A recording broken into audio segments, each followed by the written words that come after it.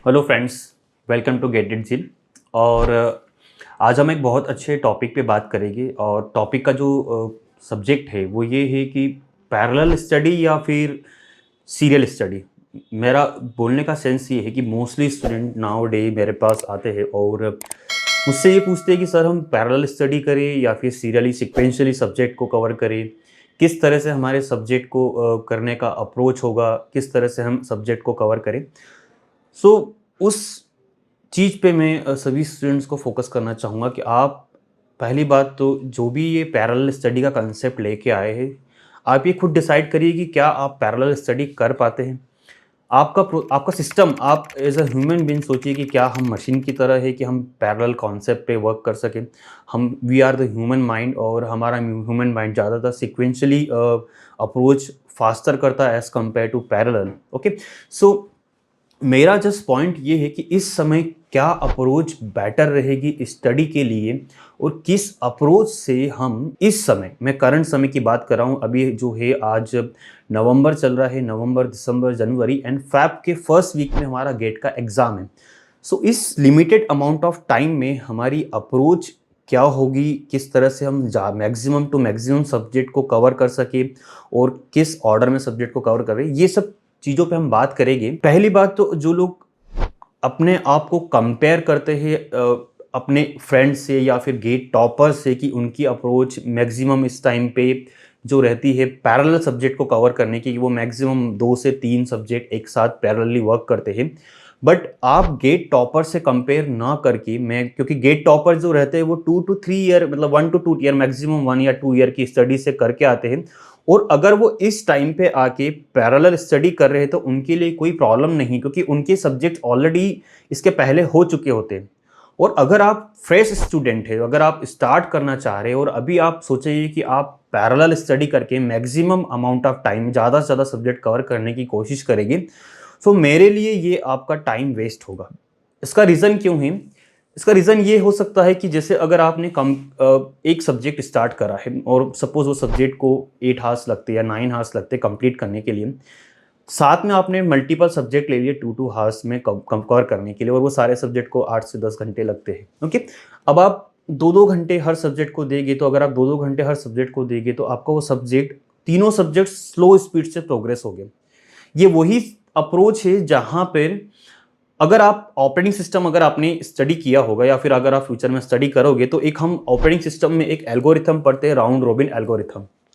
वो round robin algorithm क्या करती है, जितनी भी सेट ऑफ प्रोसेस सिस्टम में रन होती है उन सभी प्रोसेसेस को सेम अमाउंट ऑफ टाइम देती है। ओके, थोड़ा थोड़ा थोड़ा थोड़ा थोड़ा अमाउंट टाइम देती है, सो दैट सारी प्रोसेस इक्वली रन हो सके, है ना। तो उस राउंड रोबिन प्रोसेस शेड्यूलिंग में होता क्या है कि जितनी भी प्रोसेसेस रहती है वो सारी जो फिनिश होती है वो इन द एंड फिनिश होती है। अब आप सोचिए, अगर आपने अभी स्टडी करना स्टार्ट करी है और आप हर सब्जेक्ट को थोड़ा थोड़ा थोड़ा थोड़ा टाइम देने की कोशिश करेंगे, तो वो सारे सब्जेक्ट आपके कहाँ तक खींच के जाएंगे, आपके इन द एंड तक जाएंगे। ओके, अब खुदा न खास्ता कुछ ऐसा हो जाए, अगर आप, we are the human being, ऐसा है कि कुछ कंडीशंस बिगड़ जाए हमारी या फिर हम बीमार हो जाए, कुछ ऐसी कंडीशन आ जाए हमारी, इस समय नवंबर दिसंबर में एग्ज़ाम्स भी रहती है, सेमेस्टर एग्ज़ाम भी रहती है, तो उस ड्यूरेशन में हमारा ब्रेक होता है स्टडी का।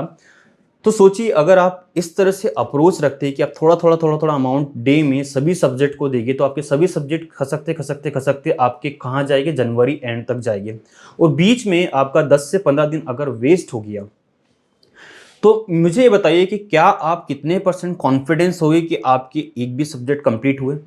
नहीं, क्योंकि आपको किसी भी सब्जेक्ट का कॉन्फिडेंस नहीं होगा, बिकॉज कोई भी सब्जेक्ट आपका कंप्लीटली 100% कंप्लीट नहीं होगा।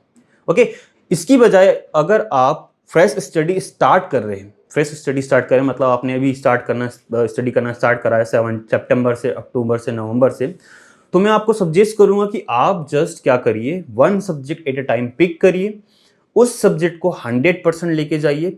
हमें यह रिक्वायरमेंट नहीं है कि हम सारे सब्जेक्ट 12 सब्जेक्ट को कंप्लीट करें, बिकॉज उस 12 सब्जेक्ट से आप थोड़ा थोड़ा थोड़ा भी कर लेंगे तो आपका स्कोर इतना नहीं आएगा।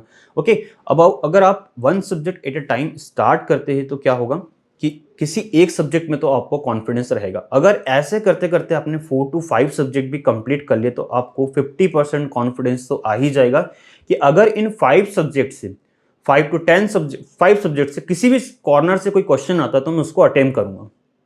ओके, बट अगर आप पैरेलल स्टडी करते तो हो सकता है जो कॉर्नर आपने कवर नहीं करा और पैरेलल स्टडी में वो कॉर्नर लास्ट का था, तो हो सकता है कि आपके सारे ही कॉर्नर से इस तरह से गेट की एग्जाम में आ जाए तो आप किसी भी कॉर्नर से सब्जेक्ट क्वेश्चन अटेम्प्ट नहीं कर पाएंगे। दैट इज द पॉसिबिलिटी कि गेट में हो सकता है कि वो कॉर्नर आपने छोड़ दिया हो पैरेलल स्टडी में जहां से क्वेश्चन आ रहे हैं। बट अगर एक भी सब्जेक्ट आपका कवर है और वो 100% कवर है तो आपका गारंटी वो क्वेश्चन आपके बाहर, मतलब आप उस क्वेश्चन को अप्रोच करेंगे। सो मेरा बस यही ओपिनियन है कि अगर आप अभी स्टडी स्टार्ट कर रहे हैं, आप अपने आप को कंपेयर ना करिए। पहली बात तो हर स्टूडेंट की कैलिब्रिटी अलग अलग होती है, हर खुद के ओन कैपेबिलिटी से स्टडी करता है, हर एक का ग्रास्पिंग पावर अलग होता है, हर एक का थिंकिंग पावर अलग होता है। तो आप कंपेयर करना बंद करिए और अपनी खुद की स्ट्रेटेजी बनाइए और सोचिए कि मैं किस स्टडी से मैक्सिमम कवर कर सकता हूँ सब्जेक्ट। तो मुझे जो लगती है, जहाँ मुझे लगता है कि जो बेस्ट अप्रोच रहती इस टाइम पे, जो अभी मुझसे पूछने आते हैं कि सर हम क्या करें इस ड्यूरेशन में, हमारे 8 सब्जेक्ट पेंडिंग है, हमारे 5 सब्जेक्ट पेंडिंग है, हमारे 4 सब्जेक्ट पेंडिंग है, क्या मैं थोड़े थोड़े सब्जेक्ट करके कवर कर लूँ क्या? तो मुझे लगता है कि सीरियली करना चाहिए, सिक्वेंशियली करना चाहिए, ताकि आपको एक सब्जेक्ट में तो आप कंप्लीटली कॉन्फिडेंस हो सके। सो यही अप्रोच फॉलो करिए।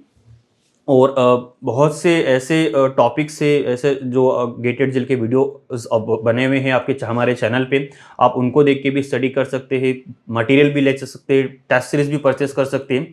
सो वो सारी चीज़ें आपको हेल्पफुल रहेगी, बेनिफिट रहेगी in the preparation of GATE 2023। Hopefully आप सिक्वेंशली अप्रोच करें तो ज़्यादा बेटर रहेगा। फॉर माई एक्सपीरियंस, मैं यहाँ पर 8 to 10 ईयर से इस इंस्टीट्यूट में वर्क कर रहा हूँ, गेटेड जेल में वर्क कर रहा हूँ, और गेटेड जेल का एक्सपीरियंस भी 22 ईयर का है। So as far as my experience, जहाँ मैं बच्चों को हर ईयर डील करता हूँ, हर ईयर मेरे पास मैक्सिमम बच्चे आके पूछते हैं, उस एक्सपीरियंस से मैं आपको ये सजेस्ट कर रहा हूँ कि आप सीरियली सिक्वेंशियली अप्रोच फॉलो करिए तो बेटर रहेगा। हाँ, मैं ये नहीं कह रहा हूँ कि आप पैरेलल का कुछ मत करिए। अगर जो टाइम आप वेस्ट करते हैं किसी एक्टिविटी में, मूवीज़ वगैरह में, कुछ ऐसा टाइम जो आपको वेस्ट लग रहा है, उस काम में अगर उस टाइम में अगर आप कुछ उठा के एडिशनली पढ़ते हैं तो वो आपका एफिशिएंट रहेगा। बट जो टाइम आपने फिक्स कर रखा कि मुझे 8 आवर्स पर डे देना है, तो मेरा सजेशन ये रहेगा कि 8 आवर्स पर डे आपका एक सब्जेक्ट पे ही जाना चाहिए। Okay, all the best.